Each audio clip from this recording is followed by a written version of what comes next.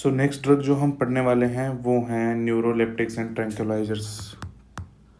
Neuroleptics and tranquillisers. ठीक है, neuroleptics and tranquillisers हम पढ़ेंगे। तो सबसे पहले हम न्यूरोलेप्टिक्स का क्लासिफिकेशन कर लेते हैं।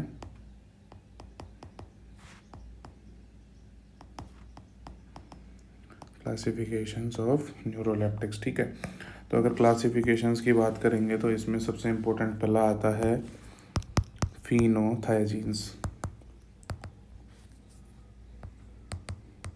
फिनोथायजीन आता है जिसमें सबसे पहला आता है क्लोरप्रोमाजीन,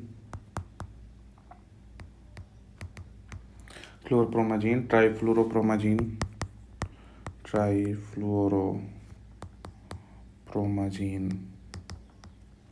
एंड ट्राइफ्लुओपेराजीन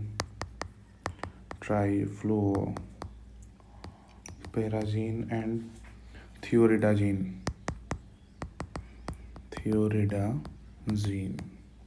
ठीक है, अब एक और आता है थियोजेंथीन। थियोजेंथीन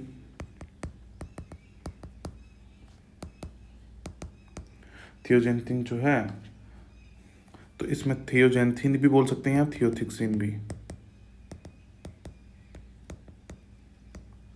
ये हो गया। उसके बाद में ब्यूटियोप्रिनोन्स।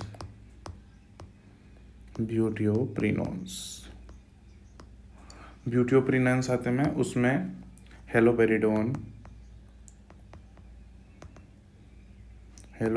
के साथ साथ में ट्राइफ्लूपेरिडोन।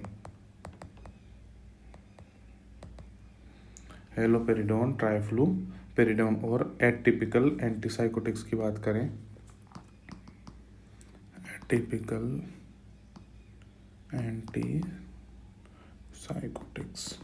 तो एटिपिकल की अगर बात करेंगे हम तो वो हैं क्लोजापीन एंड रेसरपेरिडोन,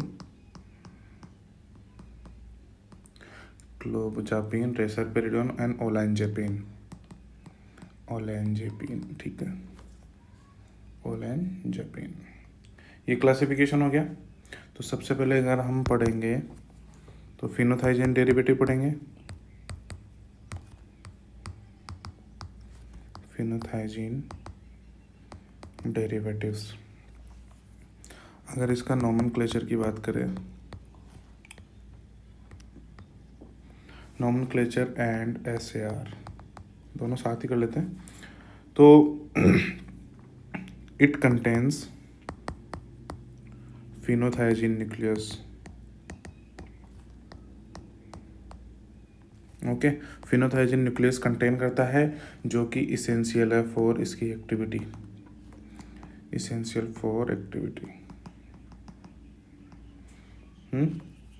इसकी सेकंड पोजीशन होगी ना, सेकंड पोजीशन पे इलेक्ट्रॉन विदड्रॉइंग ग्रुप जो कि Cl या CF3 ये होते हैं, जो कि इसकी पोटेंसी को बढ़ाते हैं, है ना। उसके अलावा इसके साथ में 10th पोजीशन पे होती है साइड चेन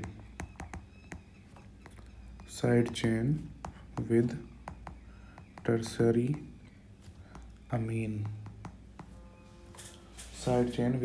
अमीन होती है।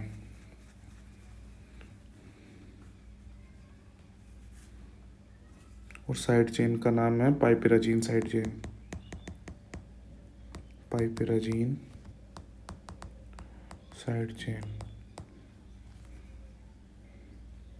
ये भी इसकी पोटेंसी को ही बढ़ाएगा। मैकेनिज्म ऑफ एक्शन ये क्या करेगा, it will block D2 dopamine receptor in mesolimbic pathway, है ना, which will decrease symptoms of hallucination and delusion. Next हम पढ़ेंगे क्लोरप्रोमाजीन, प्रोमेथाजीन या क्लोरप्रोमाजीन। क्लोरप्रोमाजीन क्लोरप्रोमाजीन के बारे में पढ़ें तो ये जो रिसेप्टर्स को ब्लॉक करती है वो दो टाइप के रिसेप्टर्स को ब्लॉक करती है, वो हम देखें। तो सबसे पहले तो ये it will block dopamine receptors. Dopamine receptor को ब्लॉक करेगी कहाँ कहाँ? Limbic system. लिम्बिक सिस्टम में ब्लॉक करेगी तो एंटीसाइकोटिक सिम्टम्स आएंगे, एंटीसाइकोटिक होएगी। और सीटीजेड को अगर ब्लॉक करेगी तो ये एंटी इमेटिक सिम्टम शो करेंगे। इसी के साथ साथ में बेसल गैंग्लिया, वहाँ पे अगर एक्ट करेगी, बेसल गैंग्लिया पे एक्ट करेगी तो एक्स्ट्रा पिरामिडल सिम्टम्स आएंगे, extra pyramidal symptoms. Pituitary gland पे प्रोलेक्टिन हार्मोन, पिट्यूटरी ग्लैंड पे करेगी तो प्रोलेक्टिन हार्मोन का एक्शन आएगा, स्टॉप होएगा। दूसरा जो रिसेप्टर है it will stop 5H2 receptor, it will stop 5H2 receptor. 5H2 receptor को ब्लॉक करेंगे तो उसमें क्या क्या एक्शन आएगा वो अगर हम देखें,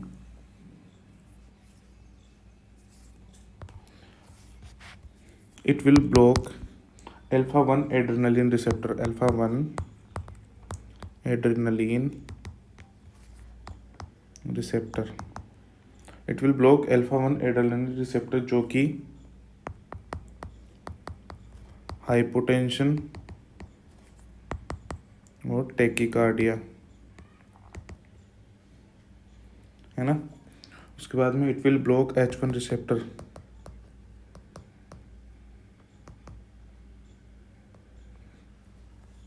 जो कि sedation and एंटीप्यूरेटिक,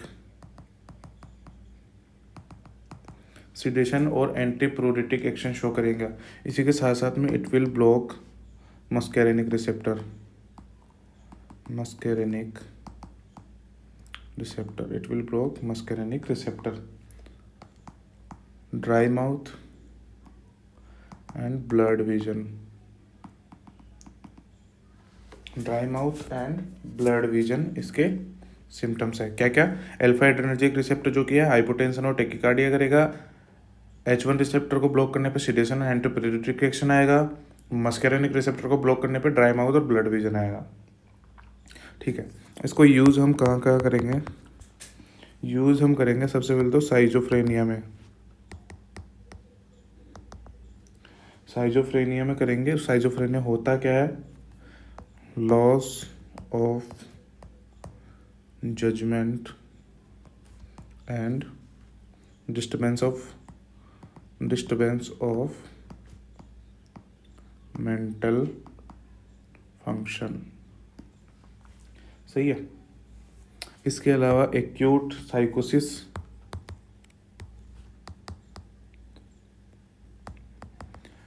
साइकोसिस and anti emetic कौन करेगा? क्लोरप्रोमाजीन। एंटी इमेटिक एक्शन आएगा क्लोरप्रोमाजीन की वजह से। एडीआरस, इसके एडीआर भी तगड़े हैं भाई साहब। एंटीसिडेशन, ये न्यूरोलेप्टिक और ट्रंकलाइजर ड्रग्स के सबसे ज़्यादा एडीआरस आते हैं।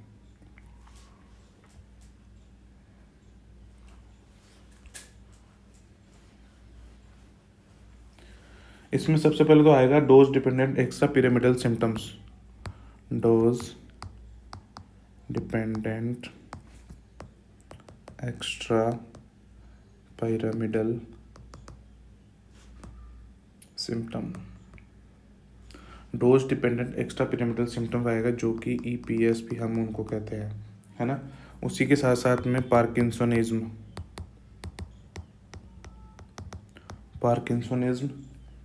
जिसमें tremors and rigidity in the body आती है।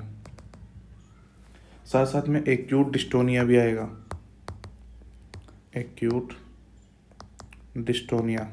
अब एक्यूट डिस्टोनिया क्या होता है? Uncontrolled muscular movement, uncontrolled muscular movement face, tongue और नेक। फेस हो गया, टंग हो गया and neck. Uncontrolled muscular movement होएगा of face, tongue and neck, acute dystonia. ये कोज कर सकते हैं एकिथीसिया, एकिथीसिया, एकिथीसिया कोज करते हैं जिसमें रेस्टलेसनेस आती है,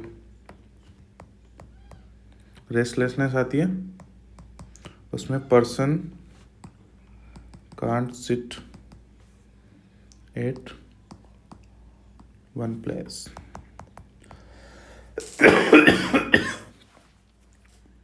साथ साथ में न्यूरोलेप्टिक मैलिग्नेंट सिंड्रोम भी होगा। न्यूरोलेप्टिक मैलिग्नेंट सिंड्रोम में भी मस्कुलर रिजिडिटी ही आएगी। इसका ट्रीटमेंट की अगर हम बात करें, ट्रीट कैसे करेंगे? With ivy dantrolene, ivy dantrolene के साथ में। फिर आता है टार्डिव डिस्काइनेसिया, टार्डिव डिस्काइनेसिया। ये भी डिस्टोनिया से कुछ रिलेटेड ही है, जो क्या करता है कि involuntary movement of tongue and नेक करता है, लेट ओकरिंग, बाद में आराम से लेट होते हैं नहीं, वो उसी के सिमिलर है कि uncontrolled neck and tongue movement. Clozapine जो है, clozapine causes a granulocytosis। Clozapine causes a granulocytosis, ठीक है। उसके बाद में दूसरा आता है ब्यूटाइरोफिनोन derivative, ब्यूटाइरोफिनोन derivatives. These are very potent D2 blocker, very potent D2 blocker, less seizures potential. It does not cause weight gain.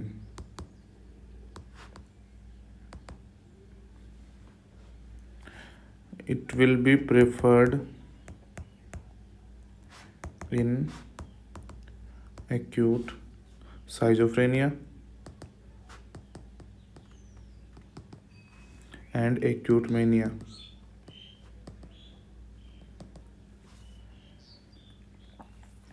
तीसरा आता है atypical antipsychotics.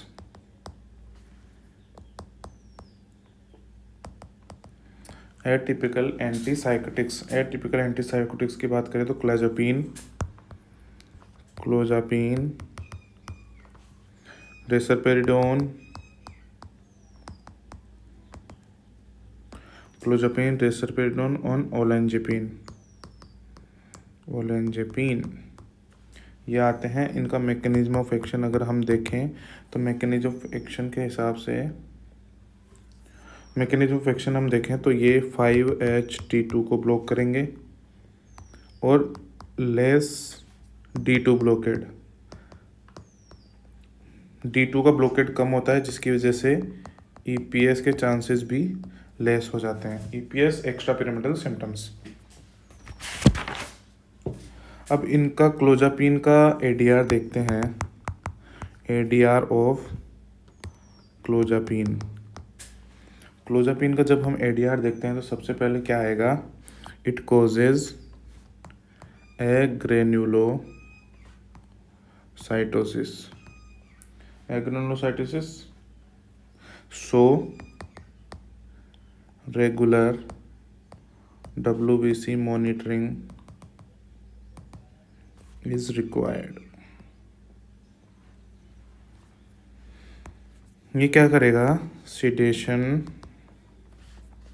Salivation and seizures. Olanzapine जो है, ओलानजेपिन कोज करता है dry mouth and constipation. Dry mouth and constipation.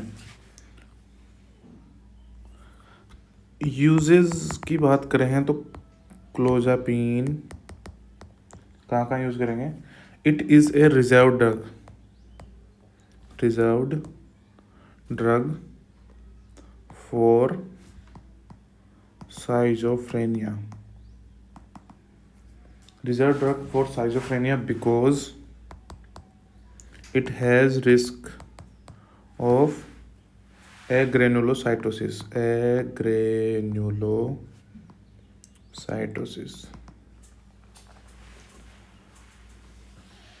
ठीक है। अब हम आगे पढ़ने जा रहे हैं ट्रैंक्विलाइजर्स।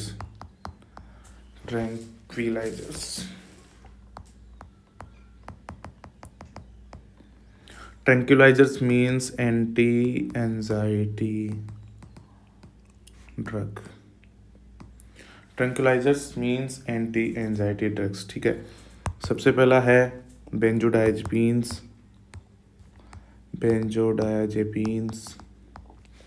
बेंजोडायजेपिन्स में डायाजिपाम, लोराजिपाम, एल्प्राजोलाम, ऑक्साजिपाम, नाइट्राजिपाम और क्लोडायाजिपोक्साइड।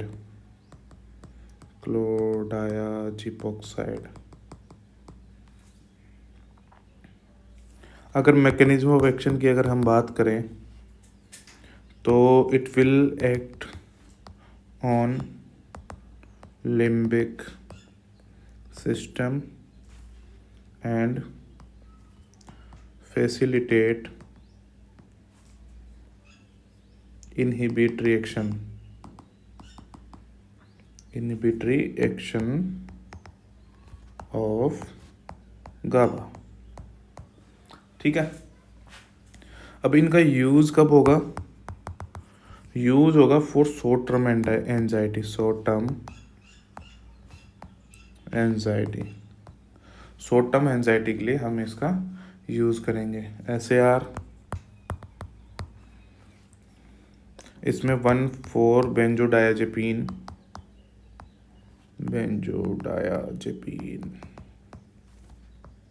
Nucleus which is essential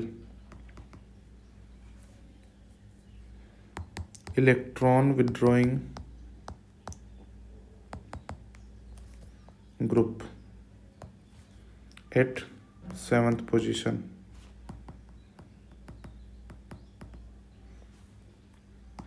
chloride and NO2। 5 phenyl substitution required। 5 phenyl substitution required।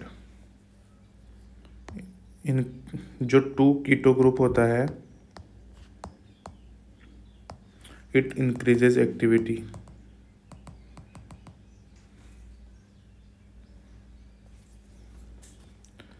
Synthesis की अगर बात करें ऑफ डायाजिपाम, सो इसमें 2 amino 5 क्लोरोबेंजोफिनोन 5 क्लोरोबेंजोफिनोन is intermediate.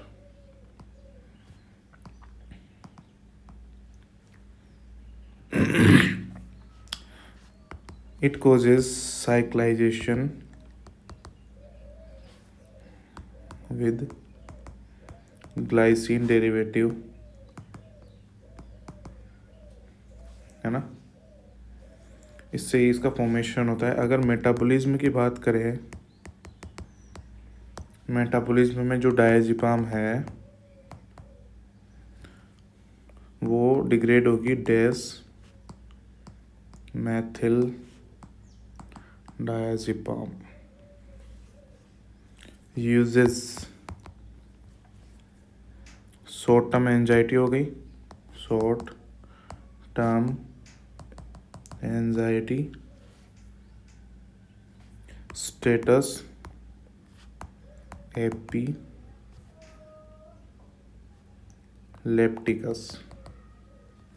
Status epilepticus muscle relaxant,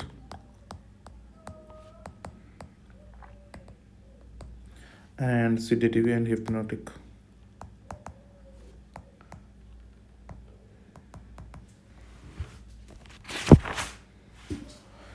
उसके अलावा आता है बुस्पेरिडोन।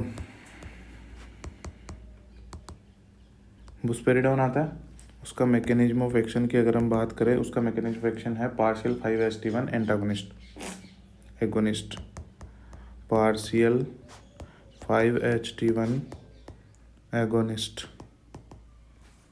no sedation and no dependence, no sedation and no dependence. सो हमने एंटी एंजाइटी एंड ये ड्रग्स पढ़ ली, न्यूरोलेप्टिक्स एंड ट्रैंकुलाइजर्स। तो इनका कार्यक्रम यहीं पे समाप्त होता है।